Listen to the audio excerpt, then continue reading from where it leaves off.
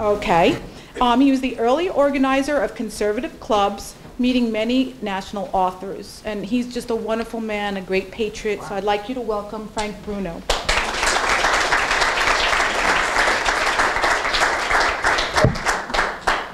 Two microphones. It looks very impressive. Thank you. Thank you very much, Susan. Thank you, Pastor and members. Recently, a couple of weeks ago, there was a vicious attack in Baltimore. I'm sure you may have heard about it. A fellow was walking out a little bit intoxicated. A gang attacked him, knocked him down, and observed him on the ground. A few of them would walk up and kicked him, and then a few others come up and kind of pillaged his pockets, stole his phone. Then a few more came up and started kicking him and texting each other and laughing at the situation. Also, you heard about the couple in Virginia that was viciously attacked and unreported. In Chicago, a gang attacked a gentleman who was coming out of a meeting, and he said, please get off my car, and he was almost beaten to death for making that request. As police officers interviewed the people that witnessed this, they all said, why didn't you call the police? Why didn't you do something? Because now you have a cell phone in your hand. And they all said, I do not want to get involved. I didn't want to get involved. Well, God have mercy on our uninvolved souls. Because what I'm going to say, in the sense, is that if we do not, and this was a pastor many years ago when I was in the service, he said, if we do not get involved, we're going to become enslaved. So I want to thank you for inviting me here today. And I'll adjust this mic a little more. I used to do a radio show, and I used to have to wear headphones so we could hear ourselves. So hopefully if you can't hear me, just wave.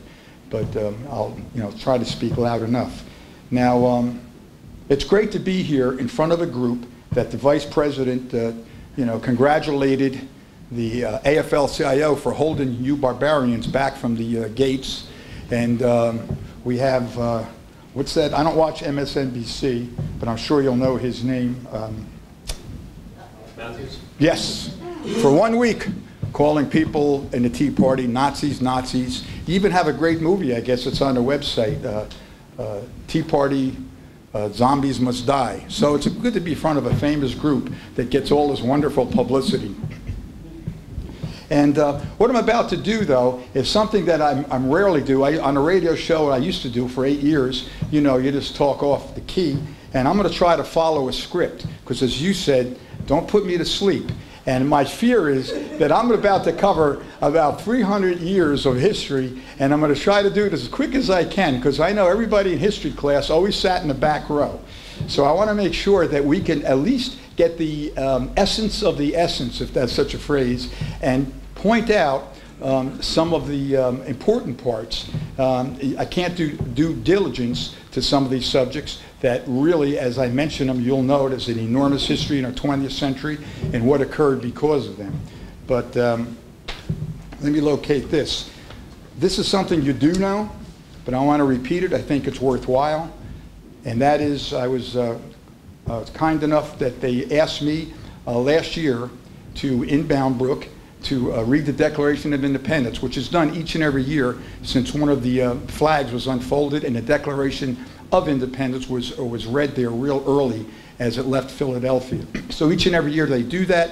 I was honored to read it, but I opened up by saying something, again, most of you would know. Have you ever wondered what happened to the 56 men who signed the Declaration of Independence? This is a price they paid. 5 signers were captured by the British as traitors and tortured before they died.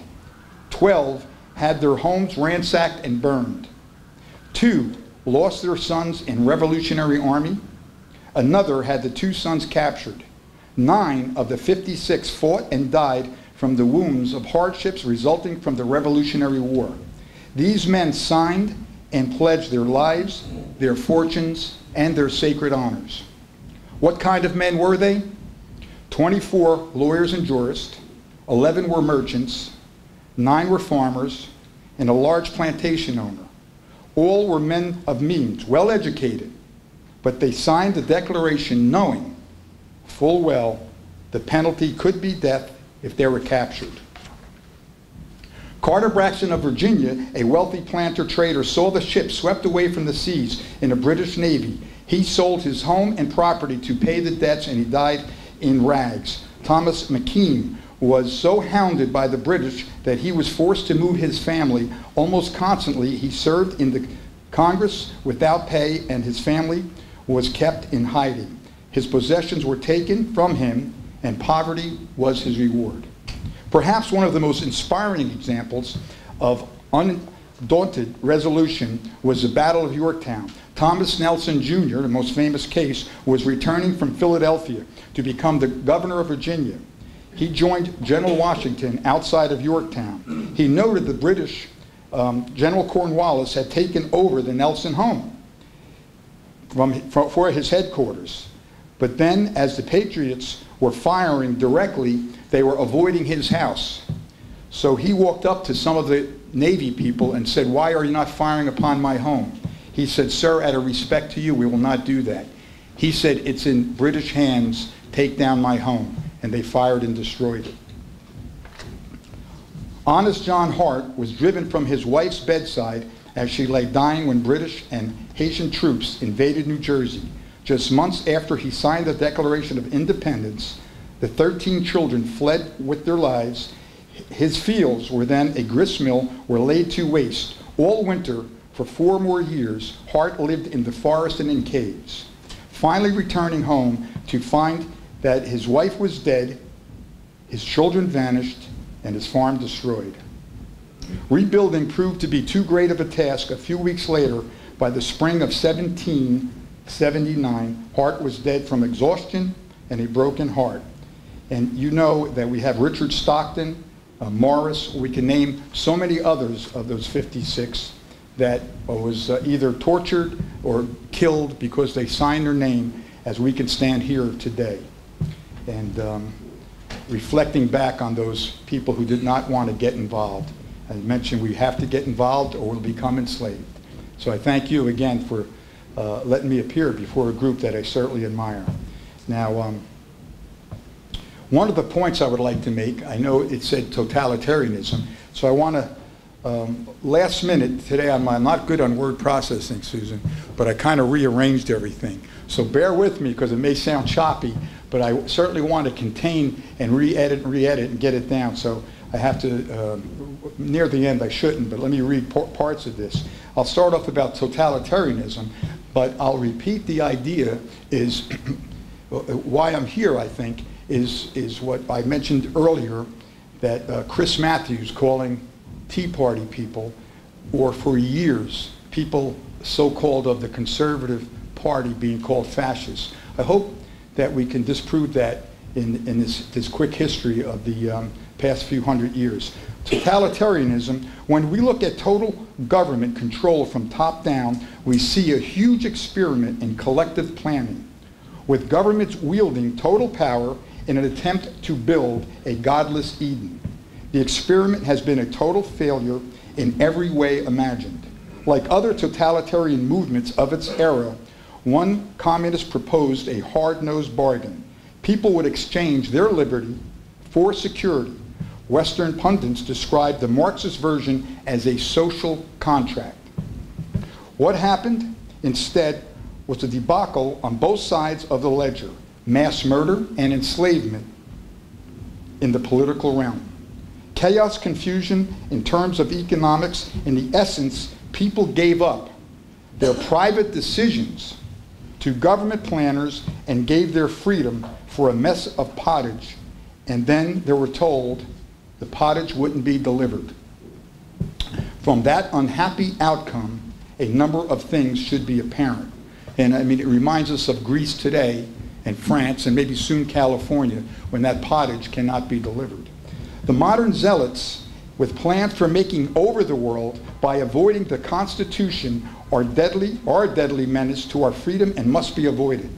This has been repeated since the French Revolution, which I will discuss in a moment. But I know Jim and I like the idea of the French Revolution stuff. But this applies to right now, and that's why we're here. Populations have yet to learn from these would-be messiahs, human engineers, supposed scientific planners who went to oversee the lives of others.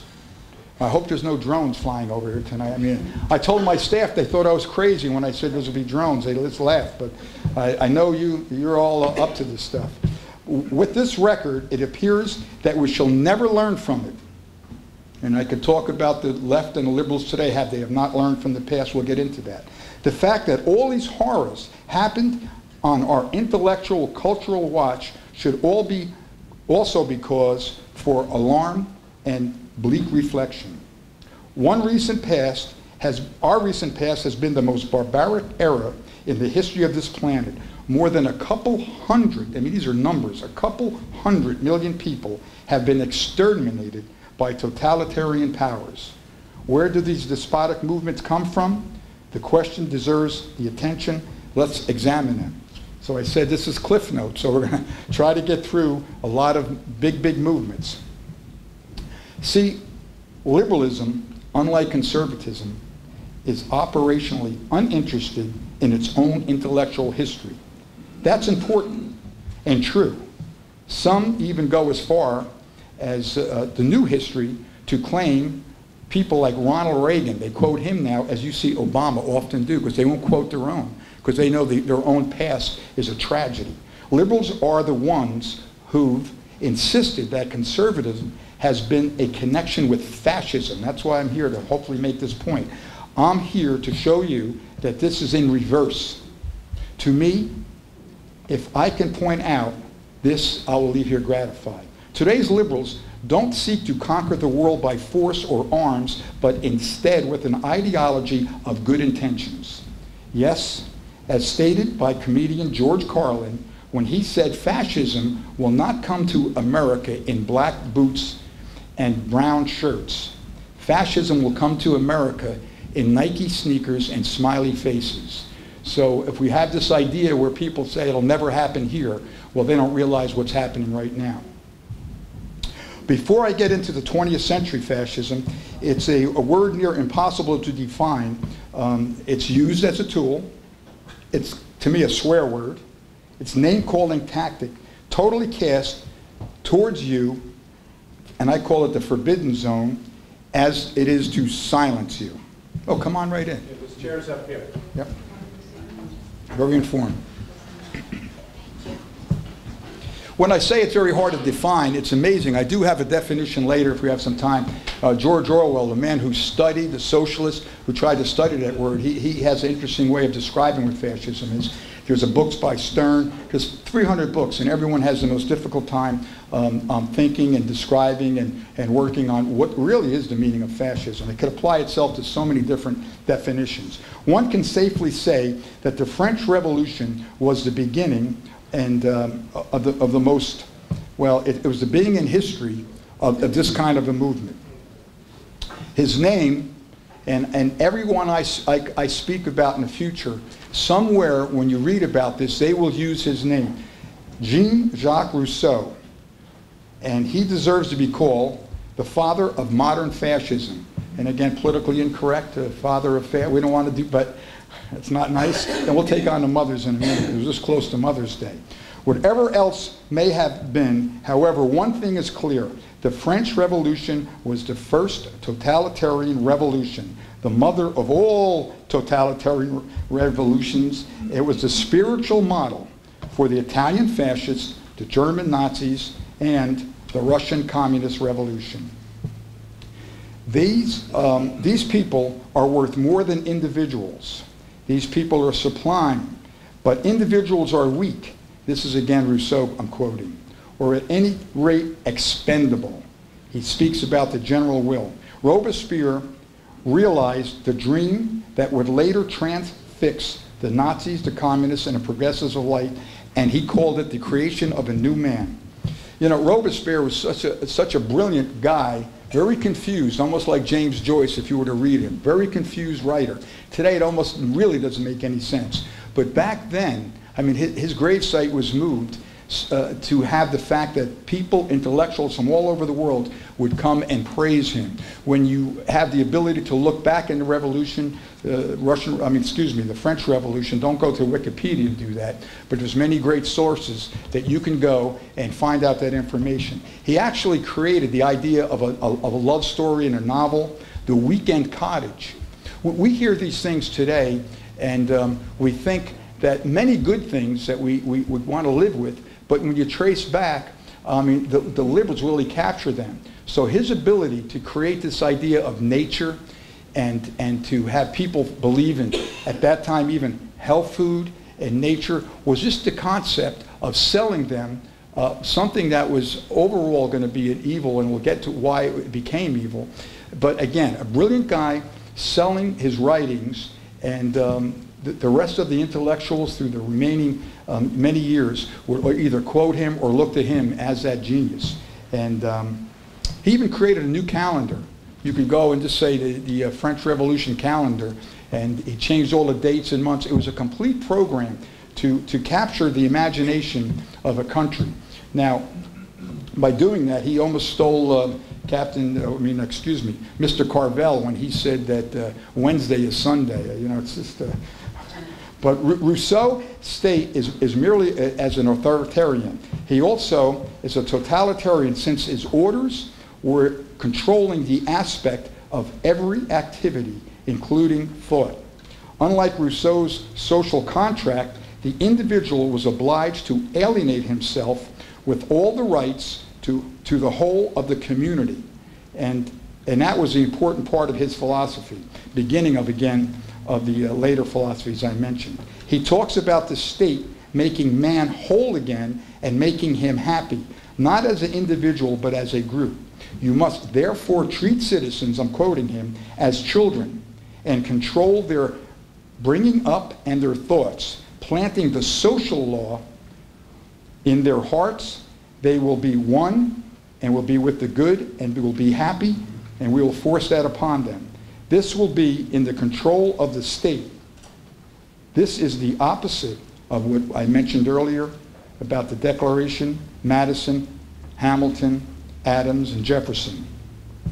The difference is that Rousseau was taking, again, he was the first, and secularism started here in Europe many, many years ago. We see it now, but this was the beginning, where he wanted man, so-called man, to be in control, and the removal of God. So the rest of the writings that you will see in these movements are all based on the idea to remove God, and that's, again, as you all know here, I'm talking to a very bright group, and that's why our freedoms are based. That was the brilliance of the men I mentioned, Adams and Jefferson, was the fact that they witnessed, they saw what was going on in the French Revolution, and they saw to the detriment of what people had to go through. So by learning that experience, Jefferson was there, Benjamin Franklin was there. Early on, they were impressed. But then when they saw what was transpiring, that gave the genius of our forefathers to incorporate the idea that our rights will not come, as Rousseau wanted, from man, which he can control or the government could, but from God. Now, I mean, that's pretty basic stuff I know you know about. I don't want to go much into being in a beautiful building like this in a church. I don't want to go much into the butchery. But what happens is, these all lead to mob. As you may know, getting people, whether it be what we see now on the streets, and you're trying to get people into the streets to revolt. I mean, it's an attempt. But getting the mob to be on those streets is very important to them. Marie Antoinette actually never said, "Let them eat cake." That was Rousseau's said. He heard it at a party from some unknown princess. But again, the spreading of lies and rumors during mob control, as you would know, if we had riots, which we had in the 60s, and we could have at any moment, the idea of a rumor about something, we know will transpire. In that revolution, if some of that stuff is so strong, it's unmentionable. But the mobs, with their wives cheering on the men, marching down streets with spikes, with hatchets, and beheading people, partying, adorning themselves with the body parts, and wearing them bravely. It went on for years. The idea was, one of the cases I'll point out, it's well documented, that the servant for Marie Antoinette, a Princess Labella, she was dragged and she refused to denounce the Queen. Again, because she never made that phrase, let them eat cake. The Queen was pretty much an Austrian that was actually kind to the people, and a lot of them were upset when they saw the occurrences. But when she refused to denounce the Queen, they beheaded her, chopped off her breast, her private parts, carried them, and threw them, at that time, they jailed Marie Antoinette. Later on, they forced the son, that Marie Antoinette wrote this wonderful letter forgiving her son, saying that he had to testify in a public court that his mother, was a lesbian and had incest with him as a child. So again, the mother had to struggle through that before they beheaded her. But that was the condition of mob rule, and that's what happens when lawlessness will prevail. So I only mention that because of its most interesting part of world history is the French Revolution. So much is based. And if you Google all of that, you'll see as Lenin, Hitler, they all quote Rousseau. But I want to get back now to the fascist part of why I'm here. And an important part of this discussion is the part of the left's totalitarian movement called fascism. See, progressive and socialists believed that liberal democracy in the Western civilization was drawing to a close, especially in the 20s and 30s. They thought, and there's so much quotes that I can give you, that capitalism was at fault, as they do mention now. So it was time to lay aside traditional religion, constitutional liberty, capitalism, and see, God at that time was long dead to them. And the smart set, the intellectual set, wanted for man to take his place. One, yes, I talk about the intellectuals, was a crusader, was Mussolini, taking the same material of Lenin, Trotsky, to help use for a new age. People now see Mussolini in these old films as a bombastic, goofy-looking guy with a dimple. Trust me, doing research, the leader, and it sounds unbelievable at this time, in the early 20s, Mussolini was the intellectual leader. I mean, you see that, like I said, that guy in the balcony, you see him hanging upside down. Young people have no concept. But he was in the forefront of a big movement of the revolutions that were taking place in Europe. And in the 1848, there's a great book in the, what's the last bookstore open? There's one copy of 1848. And it's a great book to talk about all these revolutions that were going on in Europe at the time. So Mussolini was able to, again, be that leader. Effective dictator who made the trains run on time. Academics at the time debated the finer points of Mussolini's corporate state. And I'm going to give you a lot of quotes. Main Street America's interest far outstripped that of any other nation, figures in the 1920s, 25 through 28. I have over 100, which I won't read, 100 articles written on Mussolini and only 15 on Stalin. Again, I said not to where I won't read them all. As you recall, studying your history, the later person that became the charmer of the intellectuals was Stalin. But early on, it was all about Mussolini, and then with Hitler's influence, it then went over to Stalin, who many to this day still celebrate his birthday. Can you believe that, in Russia, even though their relatives were murdered and slaughtered by him and starved in the Ukraine. It wasn't until not many years ago you could talk to Ukrainian children, but I think it was William F. Buckley who financed that film, that people do not know the starvation of the Ukraine. Just go to the church there on Easton Avenue and find them old-timers, and they'll give you witness to some of the most brutal,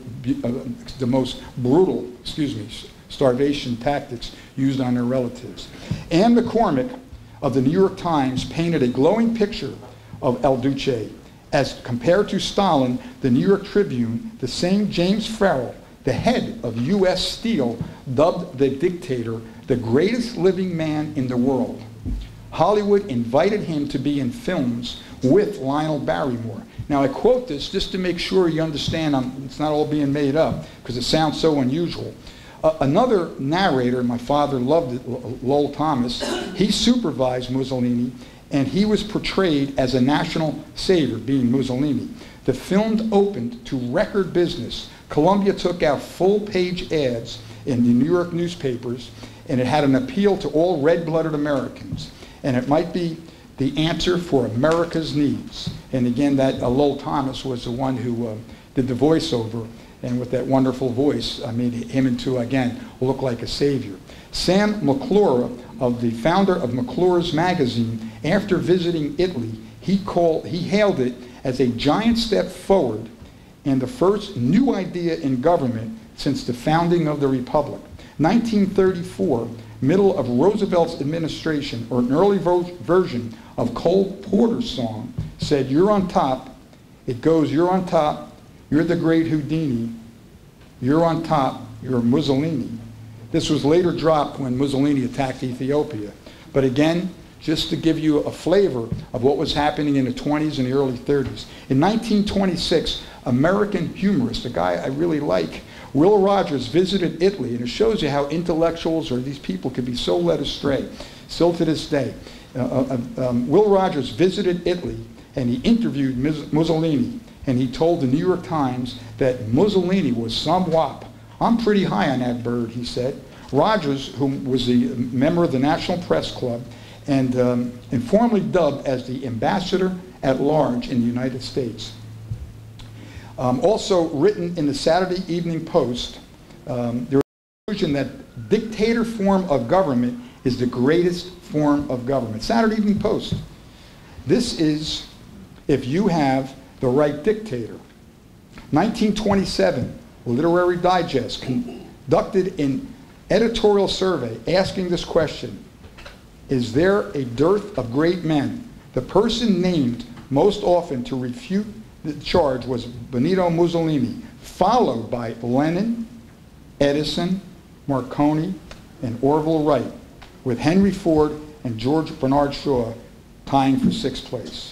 In 1928, the Saturday Evening Post glorified Mussolini even further, running an 8-page autobiography written by El Duce himself. The series was gussed up in a book, and it gained one of the biggest advances ever given to by an American publisher. And why shouldn't it?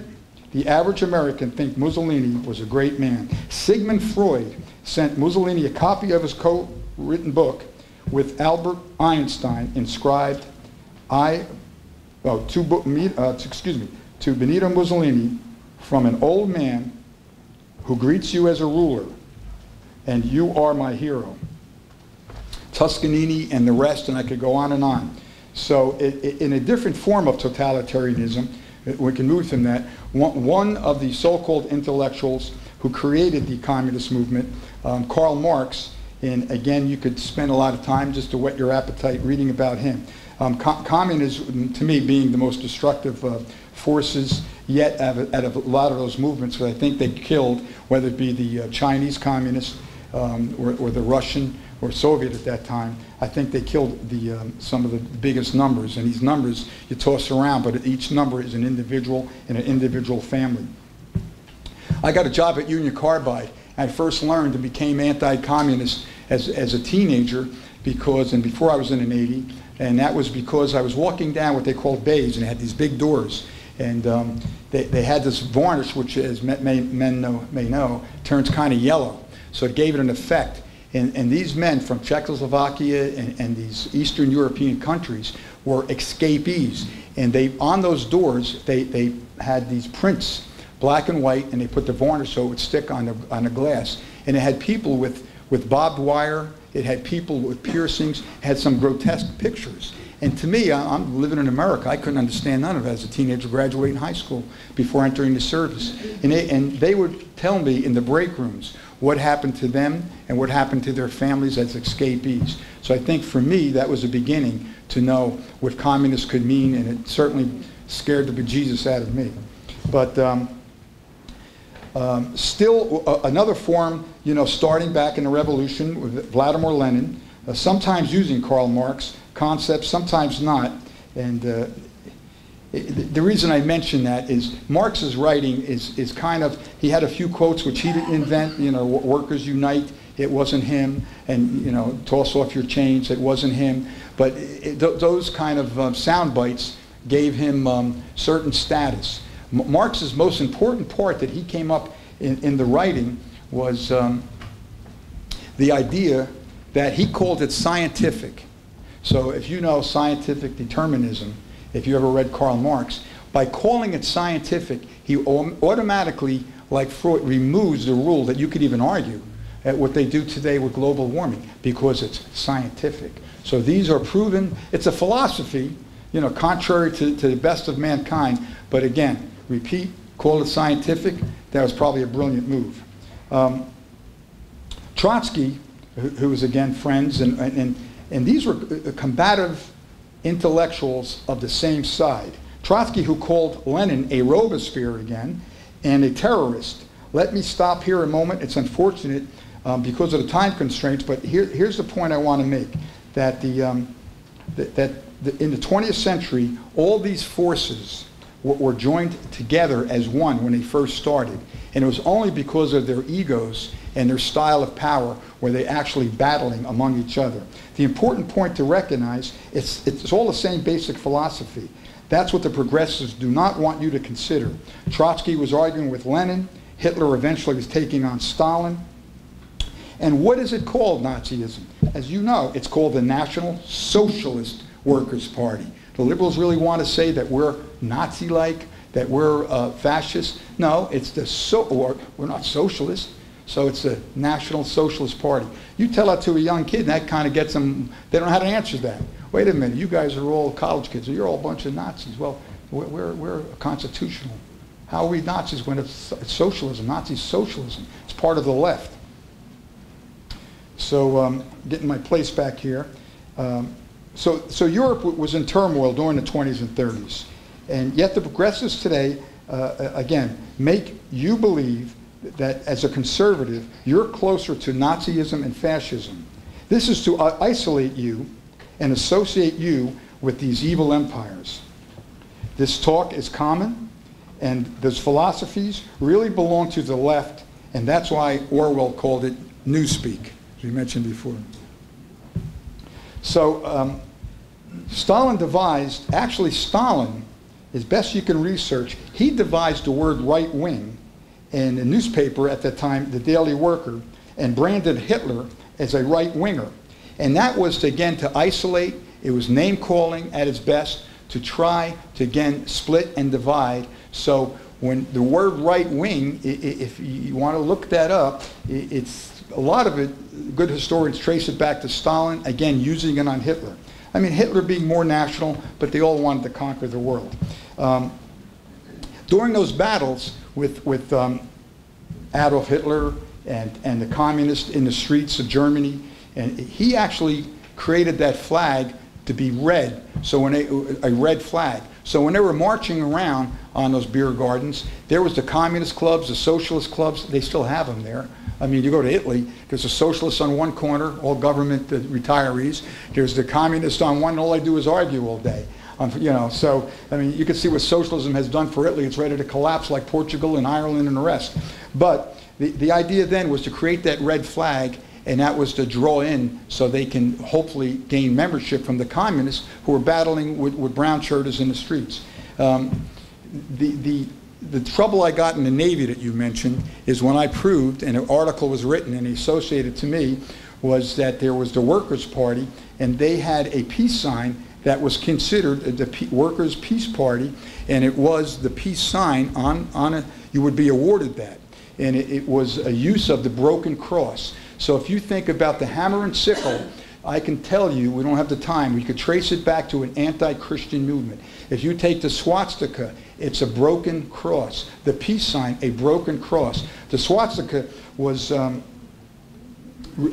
by Madame Blavatsky, who loved that name, from the 1800s. She was a real brilliant but crazed cult leader.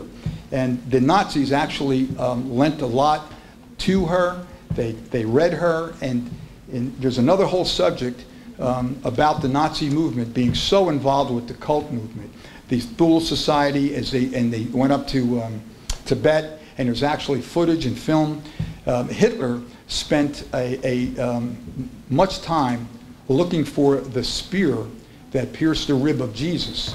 That spear was to be searched out because whoever owned that, back when there was crusades or whatever, whoever owned that spear had enormous powers. So there's so many well-written books, especially in the 60s, about Hitler and the worship of the cult. And when you have these criminals like Stalin, who was in jail, and the rest of them, and you apply cult, paganism, and anti-religious, you can see how these movements are occurred. These are the same movements that they will not regale in the liberals today, because they said they don't want to know about their history, but they have a hard time defending it when you approach them. Getting back to Karl Marx, just to give you an idea that there's so many intellectuals that I could mention, the lifestyle was bohemian, it was bizarre. At that time in Europe, whether it be Tolstoy, Shelley's, a lot of them had multiple children while they were married with the girlfriends in the house. And Robespierre, the same thing. Robespierre fathered so many children. And during the French Revolution in the 1800s, they wouldn't even name them. They would just put them in an orphanage. The orphanages in France, and later on the same thing occurred, were at 3,000 or 4,000. They would jump to 8,000. Basically, they become street beggars. This was their children, intellectuals' children. They would just abandon them, and they would turn them over, and within years they'd be dead. That's why Dickens wrote those stories about the little street urchins.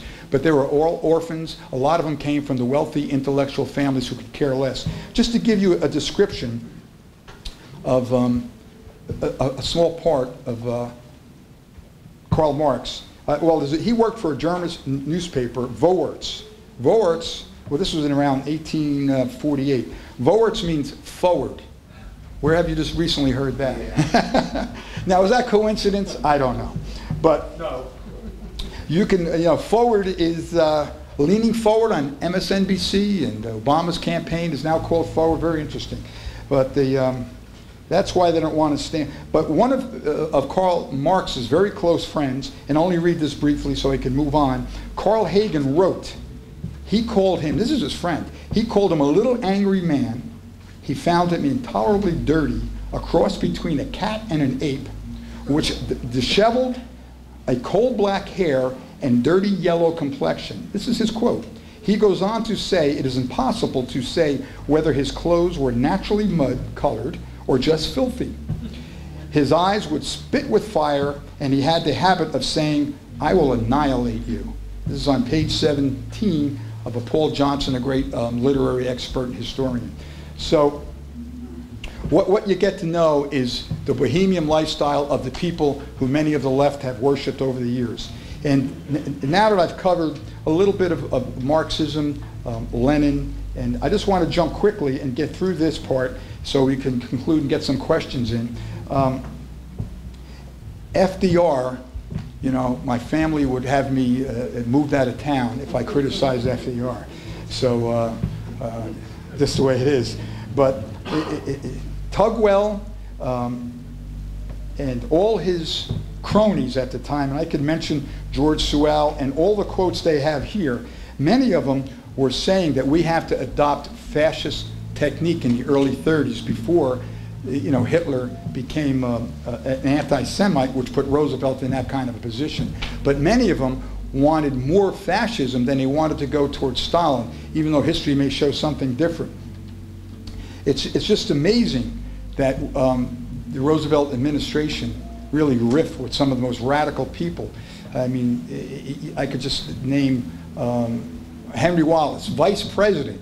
What does he do? He runs next. He was unhappy because we weren't moving left fast enough, so he runs as a communist in 1948. Actually, Strom Thurmond ran the same year in the Dixiecrat Party. But Harold Ickes, still the son Ickes, FDR Interior Secretary, one of the most important architects of the New Deal, Roosevelt himself acknowledged that we were doing in this country was some of the things that Hitler was doing in Germany, but we're going to do it in a more orderly way, was the quote. And it's hard to see. I mean, that at that time this even thinking existed. But the public was increasingly inclined and unconsciously to mention four names at that time: Hitler, Stalin, Mussolini, and Roosevelt. The notion that FDR harbored fascist tendencies is vastly controversial today. It was not. It was accepted in the 1930s. To again, do a cliff note, just to give you an example, because we could talk about Roosevelt a long time. They'll never admit the left today. Alger Hiss, they're still fighting that case. And there's a few people who are identified as communists, just a few, when we know that they admittedly opened and said they were communists, but the left will never accept that. I think that the family of Alger Hiss is still in some court trying to get that expunged. Let me quote somebody that, maybe somebody a little bit older, or my age or whatever, will remember, and that's going to be Norman Thomas. When I was a kid, my father told me about Norman Thomas. He was running when he was a kid. When I was a kid, he's still running. Like 30-some years, he ran for president. The American people will never knowingly adopt socialism, but under the name of liberalism, they will adopt every fragment of the socialist program until one day America will be a socialist nation without knowing how it happened. During a 1948 interview, as his presidential campaign continued, Norman Thomas and Gus Hall, the U.S. Communist Party candidate, both quit American politics, agreeing that the Republican and the Democrat parties had adopted every plank of the communist, socialist, and they no longer had the alternative party on which to run. Everything was stolen from them. And getting back to just that period, very interesting. My father used to tell me, and I learned a lot about Social Justice, the magazine, and that was Father Coughlin. If Rush Limbaugh thought he had a big radio audience, the population at that time was less than 200,000.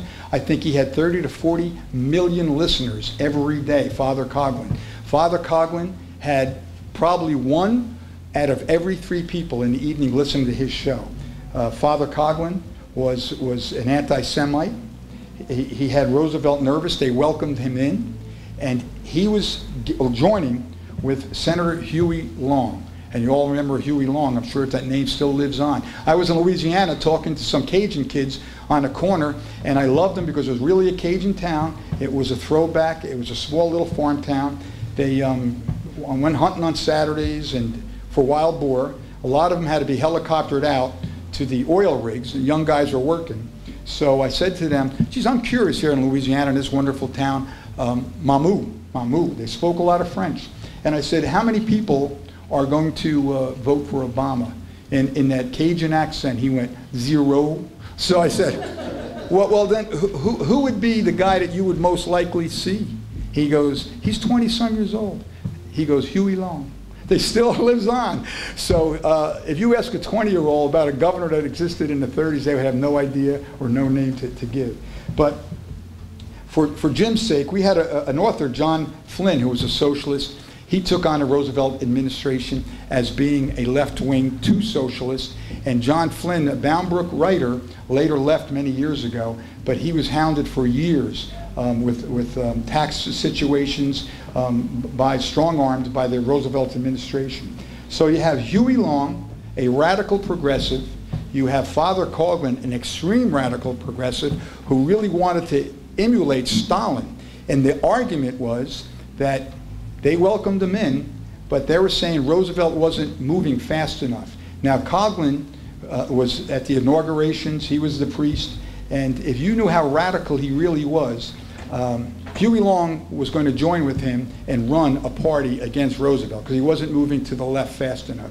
Huey Long was assassinated, I think, 1937, but they can never trace it back that it was anything more than an irate person against his father. So just to cover, 300 years that quickly, but I just want you to get the idea that they're all together, the communists, the socialists. The idea of removing the freedoms is very important to them. If they could once, and they're working very good at removing God and turning apart the most greatest miracle that ever existed, and that was the our forefathers presenting that. Do I have a few more minutes? I don't know if we're... Okay. So I want to just close with a few things in a few more minutes. I quote this from a friend I interviewed years ago, Barnum. He was a great writer. The point of these reflections is not merely to count our blessings, which we should certainly do, but also to understand clearly our freedoms didn't simply happen. They were a result of deliberate precautions and provisos acted by statecraft, which behooves us to study and remember if we want these orchids to grow among these weeds, what it's going to take to protect our freedoms. And democracy, said John Adams, never lasts long. It soon wastes and exhausts and murders itself. There is never a democracy that didn't commit suicide. The question was, but the fathers created modernity's first democracy. No, they created a republic. If you can keep it, said Ben Franklin. And when asked in Philadelphia what kind of government had been given us, it's called a constitutional republic, sir.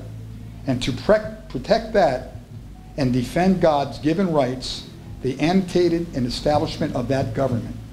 The past shows, and this is a great man who was a former socialist, in the 1960s wrote some of the great books you could look on Amazon.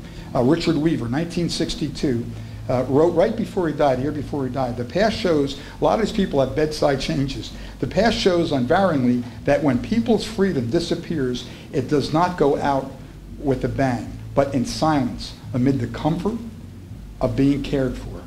That is the dire peril of the present trend towards statism.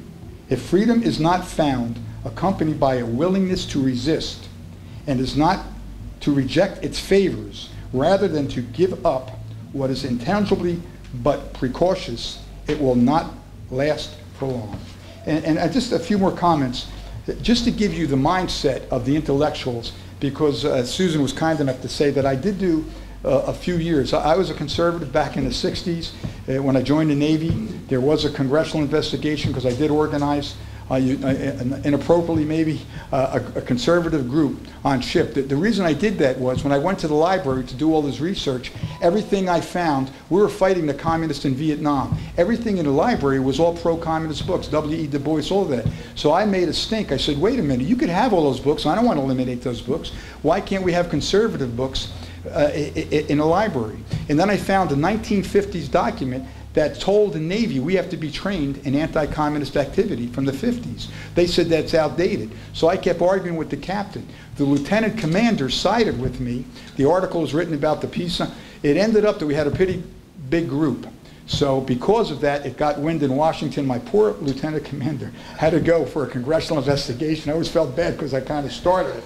But when I got out of the Navy, I did something that very liberal socialist George Orwell did. Why he wrote the book that he's hated for in 1984. In school, I was forced to read it, and Animal Farm. I recommend, if you haven't read it for years, read it because it was written in 1948 before he died.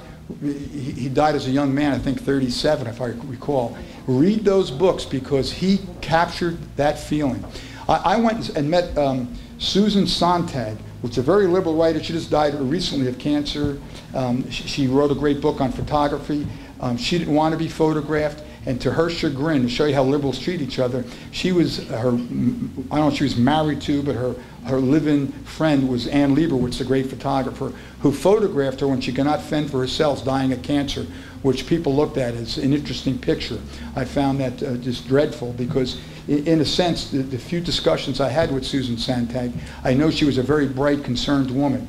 She made, and I won't read it all here, but she, you could imagine, because again, you're a bright group and I'm not trying to pander to you, I know you are. Can you imagine a left-wing intellectual, very prominent in the 60s? There was Mary McCarthy, Lily Hellman. Can you imagine a left-wing liberal saying, I learned more. This was at town hall. And Gore Vidal was in the audience, so he's the little rat that went around. But she said, I learned more from the Reader's Digest about the dreaded communist movement than I ever have from any history book or thing I've ever thought. Upon that statement, the Village Voice, which I remember reading, the New York Times, which wrote this 4-page article, She was absolutely so, it was like destroyed her life. The woman was such under attack daily, weekly. I mean, it was, they talk about McCarthyism, which is another whole story, but she even mentions that word McCarthyism that was applied to her by the liberal press. Well, she goes on in this article, I don't have time to read it, but making the most terrible, unfortunate apology that she was misled and miscrued, and she had to back off of that because she was just finished. She could no longer in Manhattan, couldn't go to any party. She was just totally abandoned for making that one statement. So I was a big reader of Taylor Caldwell during the time. Taylor Caldwell wrote some of the great novels you'll ever read. They made movies. One of her books sold 20 million copies. How many books today that are on the New York Times bestseller list sell 300,000? That time she sold millions. So I went to Susan Sontag to mention how gone she was. I said, Susan, you're a great writer. What do you think a person that writes in a different style than you, opposed to some of your opinion, what do you think of Taylor Caldwell? She said, well, she's not a writer. What do you mean not a writer? So it shows you how far they've taken that woman down. I use her an example, and I could give you hundreds more, when you oppose their thinking of turning, at that time in the 60s, turning on Stalin and turning on the left-wing movement, just by saying that what they did to Poland was really terrible. I mean, which treated Solzhenitsyn when he came here. The Ford administration wouldn't even want to talk to Solzhenitsyn, one of the guys who certainly exposed and changed the Soviet Union forever. And I think, and harken back to go online, there's so many reports, and read this is called the Personal Liberty Digest, but you can read this. Probably a lot of you know this. It's one of the great 4 paragraphs you'll ever read of Davy Crockett in Congress. As you know, when a woman whose husband was a military leader was totally in debt, and again, you should read this. It's such fine print, I have to put my glasses on. But it's very interesting, to the point where, as he stood up and won the vote, that no matter how sad the case is, and no matter what a hardship, how me representing the rest of my district, how can I take the money of people because she's in debt? What about the others are in debt? And again, once we start that, but here's what I will do. I will give my week's salary, and I will go back where the home was burnt, and I will bring my friends, and we'll rebuild that home on our own without turning to the taxpayer. Because once we do that, we will be down that road. And again, I'm only paraphrasing something that is so brilliant that he wrote in probably, it was a book about Davy Crockett, I think in 1868. So just to say that the definition, anybody know the definition of politics? Poly being many, and what's the last line? No, poly being many, and tick being a blood-sucking insect.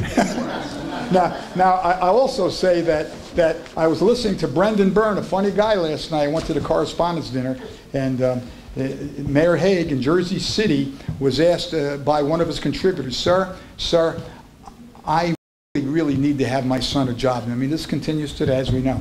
I have to have my son. He needs a job. I've been working for you. I've been doing all your dirty work, driving you around. He goes, all right, I'm about to have a public announcement. The media's here. Just bring your son, and I'll take care of it. Just don't bother me right now. I'm very busy. So he makes all his announcements, and he goes, oh, by the way, I have this young boy here. He's going to be the head of Weights and Measures. So the media goes, hold on, sir. Can you step to the microphone? And the mayor's trying to resist. The boy steps up to the microphone, and he says, how many ounces in a pound? And he goes, come on, I just started the job. So I'll close on that. But if anybody has any questions. Yes, first of all, I'd like to thank you. I appreciate history. And it says in the Bible that people perish for lack of knowledge. A lot of our younger generations are perishing because they will because they don't have the knowledge of history. So I thank you for that. The concentration of totalitarianism and fascism in the 20s, 30s, and 40s, has there ever been a concentration like that in all of modern history? And to add to that question, do you see that emerging now with certain political leaders in the world? Well, the best way I can answer it, I hope I'll answer that correctly. I mean, certainly years ago you had the pagan movements and you had the invasions where they just come and slaughter. It wasn't about a government movement of control. It was just about pillaging and taking. So the late 20th century, from the 1840s or the French Revolution on, is when we've seen the intellectual movement of trying to control the mind and the body and the spirit of everyone by removing God and creating that controlling force. And it's just, you know, you think about Fidel Castro. At that time, Jack Parr, Ed Sullivan, you remember? They all praised Castro. And what do you have today? The baseball player, the manager. They still, intellectuals go down there and say he still has a great health program. So the control the mind, the control the set. We'll see more of it then. Before that, it was paganism and just slaughter and whoever can control the town, the Roman Empire marching up. It wasn't about mind control with the Roman Empire. They built a great empire, but again, the same thing happened to them. Once they got to be comfortable, it was all lost, and in a longer period of time. We're too young of a nation to go down this road this fast. And yes, a second. You see this emerging absolutely. concentration. I see it as a long, slow movement, and to repeat, it's not going to come in the way of jacketed black boots, but it may come in the way what George Orwell spoke about. I tell people, when you didn't want to give your phone number as afraid of being, I don't want to give away my identification. Now, we have, excuse me, but we never have a standing army in our Constitution. And I've certainly, as a former police, know a lot of police and think they're all great people. What's going to happen in the near future? They're getting to look more like, how would I say, guys that are in Afghanistan with their equipment now. Yeah. And you drive down the street. I'll just go quickly on this. I'm pulled in a gas station. Police officers there at county parking lot. He has 4 boxes on his car. Those 4 boxes are so he could do a 360 degree. On the back, look for him. You'll see him on the trunk. Those boxes are doing 360 degrees reading your license plate. If you have a warrant, a ticket, he don't have to even look no more. The computer just beeps and tells him where to go. You know about the drones. You know about they have equipment in this country right now, and this is not this paranoid right wing, you know, you could see it. It's all coming from Afghanistan. They have a van that could go by your house and do an x-ray of your house and see how many people. They say it's for drug invasion. Well, they say for a lot of good reasons. And sometimes conservatives disappoint me, knowing what George Orwell said about what can happen. We're surrendering all of our privacy, all of our freedoms to a future government that they're saying that this drone, that some Republicans and many Democrats may support the idea for the first time in history, we may have police officers that look like military attack squad, Delta Force, with all this equipment and drones. And if you have an iPhone, a year, they could go back a year. They can confiscate that. Under the 4th Amendment, you get pulled over, and there was a break-in 3 years ago, and you look suspicious, they take that phone, and they could say where you were 1 year ago. That was the mystery that Steve Jobs was trying to cover up when they opened up and it was quickly squelched. But you combine with what you see people doing the most outrageous things. I could not imagine that if Rip Van Winkle were alive today, in 20 years of sleep, he'd wake up and say, put me back to sleep. Because in my mind, when you're telling me this, I sound like a ranting crazy man when I tell some of my family, my son-in-law, look what they're doing now. I mean, we could see these things just tightening, and there's very little resistance from anywhere, anytime. I talk to farmers a lot because I did that kind of radio show, which is out in Hunterdon County. A farmer told me they wanted him to put up a 17-acre wire mesh fence. He said, I can't afford that. He was an onion farmer. He's in his 80s. If an onion, with the new regulations, if an onion falls off his wagon, which and I use this because it's a bizarre example. If it falls, he just pulled it out of the ground, the onion. If it falls off his wagon, he has to discard it because it's now a violation. If you know about grandma almost being arrested for selling lemonade, you know that you can't sell cupcakes. Churches got to have a special license. So is this just something to ignore and say, it can't happen here? I just think the controls are sidestepping our Congress. They have no problem, and the newspapers and the media are so entrenched are defending all of this based on, well, we're fighting drugs, we're concerned about people's weight, we're concerned about all of this. So I don't know if that answers your question. Yeah, thank you. Well, regarding the cupcakes and lemonade, I don't know how many of you know that Len Beck is trying to organize a national bake sale and lemonade stand day sometime in June. Oh, good. So check out his website. And, you know, maybe we could set one up here. I forget the exact date. June 16th. Yeah, all right. He may get arrested for having sugar or salt in it, though. We don't know. Well, they can't arrest us all. Right, right. They can try, but they can't. Yeah. I had an interesting experience on Saturday, and I haven't shared it with anyone yet. And I want to know if you've heard of this. I was visiting a friend in Philadelphia, and his mail came. And he's like, oh, this again. And I'm like, what's this? He says, the city says that my sister came to stay with me for 3 weeks. Single guy, no kids, never been married, has a great big old house in Philadelphia. They said, you've been cited for running a rooming house. We identified on this date that someone was coming in and out of your house. I'm like, well, 1984. You got to prove they're wrong. That's the whole thing. You got to prove they're wrong. You have to prove that you don't want a rooming house because your sister from Florida came to live with you for stayed with you for 3 weeks. I'm like, that's really infringing on your right, your property right. Well, first of all, how did they know? Yeah. So how do they know to begin with? Big Brother's watching. Well, like, yeah, and it's serious. That's local officials who will do their work for them because that's their job. We think about brown shirts and fascism. I could talk to local inspectors who could wreck your business because they said I'm just following the rules, and you're no longer a neighbor. You're just part of a problem for them. Just let me mention one thing that the pastor sidetracked for me a little bit of thought he gave me. And that I had this conversation today, and we spoke about the mob rule, which is, again, there's some good books on the French Revolution. They go back to the 1700s. Turkel has some. Ann Coulter's book has a great chapter on it, where she even says I can't mention the brutality. But if you think of that brutality, especially being a councilman when I was with Jim in Bound Brook, the Star Ledger, when I called, said some of the most violent. I talked to a Star Ledger reporter last night who verified all this, but this is back 15 years ago when the internet first had comments. And I said some of the most vile things are being said about families. These police officers and politicians and school board members, actually their parents are staying up trying to answer these charges from anonymous people. And they're the most unbelievable things they're saying about family members. And the Star Ledger called me back and said they're going to have these special angels, they're going to monitor 24 hours. Well, now that we know that blossomed into, if you ever stood up in a town about something, what you will be exposed to.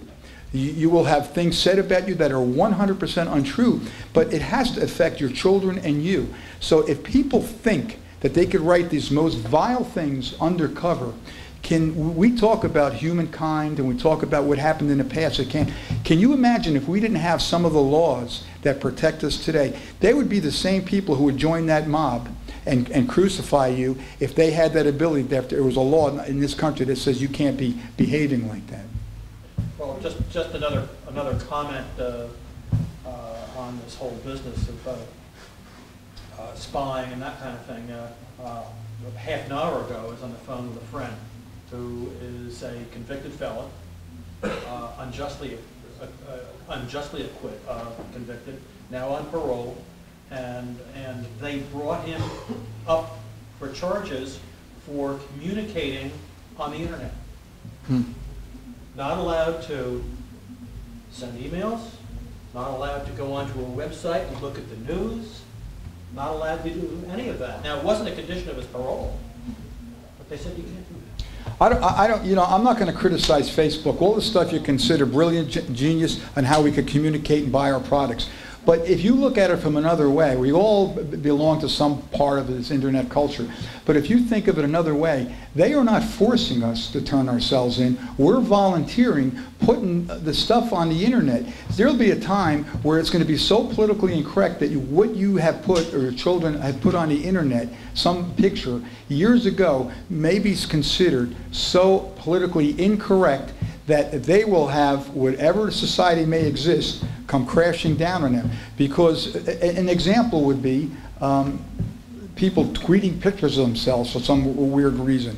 How do we know that in the future, with modern technology, that if you're a political opponent, like they've done in the past, where they planted letters and books and drugs, it's done today internationally, how do we know that they can't create a whole website claiming that you participated in this sexually gross pedophile website, and now we're taking you away because you may have taken on something that they're unhappy about? Will that ever happen? I don't know. Can it happen? Well, there's the policy that'll make it happen. I was just going to say about, that Obama pledged that he'd never signed the National Defense Authorization Act with this clause in it about the fact that if you're judged to be a terrorist, whatever they call terrorist, they can come and take you, and maybe your family will never see you again. Anyway, he pledged that he'd never sign it with that clause in there, and he did sign it on New Year's Eve. The thing is that what I'm saying is that all of our rights are gone except the Second Amendment. Okay, everything else has been wiped. Okay, organizing, even here, we're probably illegal because we're organizing as a group. I don't know. Hope that Joan's not up there yet. Do you know, to what you had just said about that, do you remember when the Obama administration first got in, they had taken the heat that they wanted people to use the internet to monitor all emails or anyone whose criticism?